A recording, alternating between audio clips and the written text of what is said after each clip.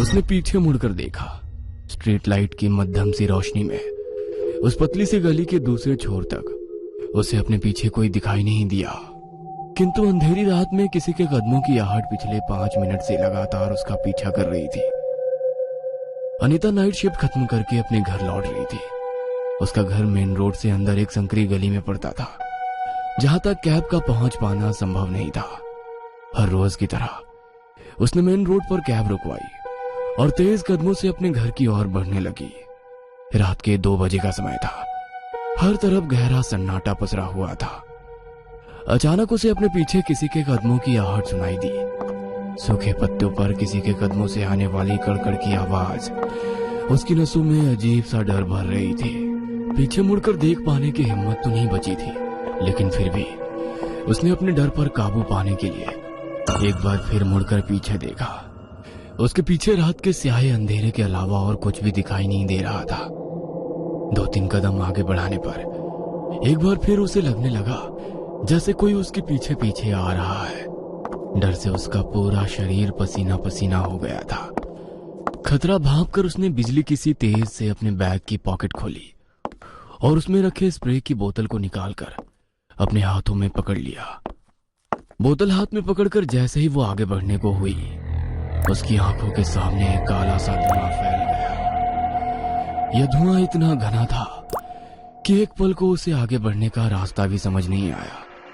अगले ही पल उस धुएं के पीछे से एक आदमी ने निकलकर एक भारी भरकम हथौड़ा उसके सर पर दे मारा। हथौड़े के उसके सर से लगते ही खून की एक धार सड़क पर बहने लगी।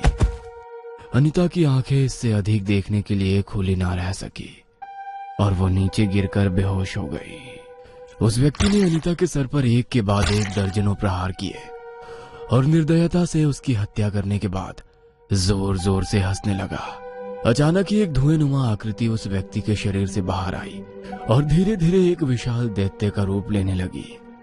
2 पल तक वह धुआं यूं ही दैत्य रूप में वहां खड़ा रहा और अगले ही पल वापस हवा में समा गया। अनीता को मारने वाला हत्यारा भी अपना खून से सना हथौड़ा संभालते हुए वहां से भाग निकला।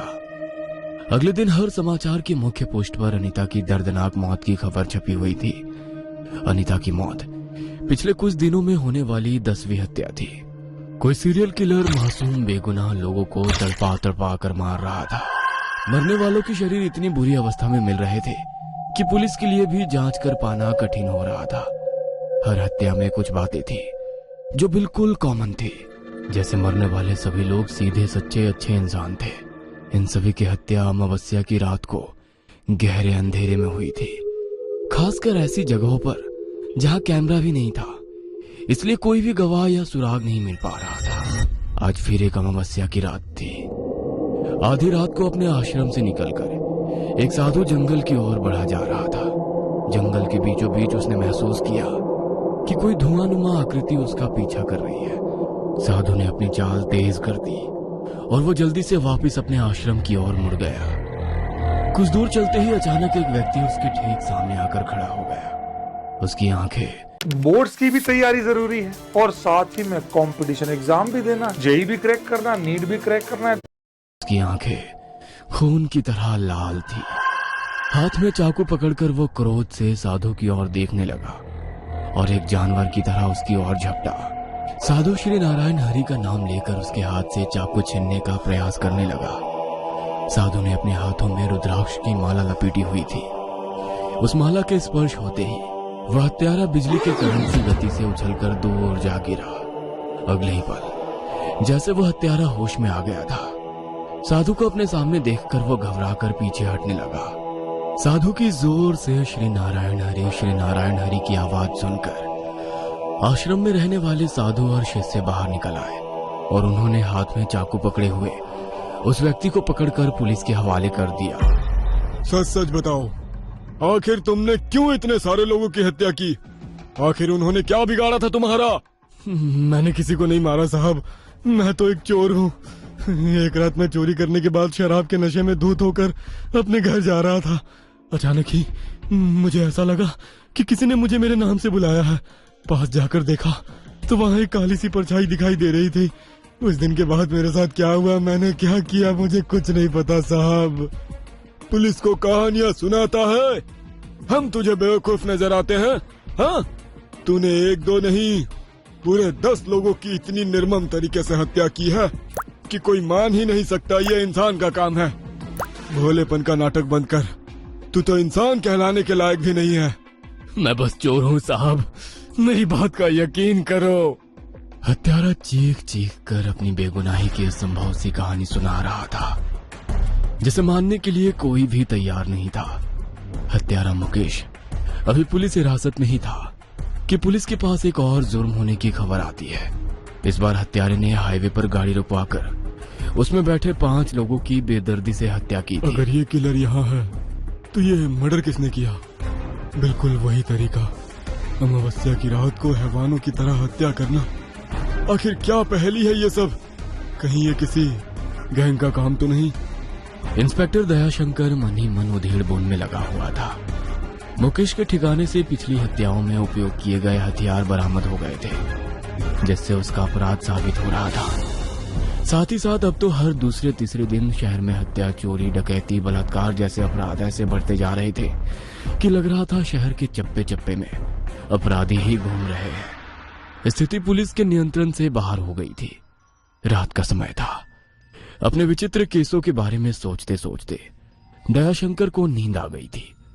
अचानक ही उसे नींद में एक आदमी कुल्हाड़ी से छोटे बच्चे पर हमला करता नजर आया। हमलावर कोई सामान्य व्यक्ति नहीं लग रहा था। उसके सफेद चेहरे पर फैली मनहूसियत को देखकर लगता था वह कोई इंसान ना होकर नरभक्षी हो।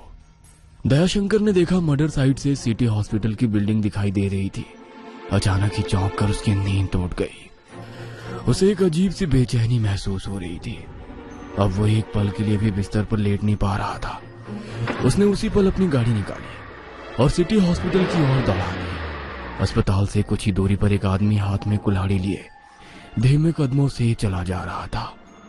उसकी कुल्हाड़ी पर खून लगा हुआ था, जिससे टप टप कर खून टपक रहा था। दयाशंकर ने हड़बड़ाकर गाड़ी उस आदमी के सामने रोक दी, उसे गिरफ्तार करके गाड़ी में बिठाया और पास के घर में खुले दरवाजे से डरते हुए भीतर घुस गया।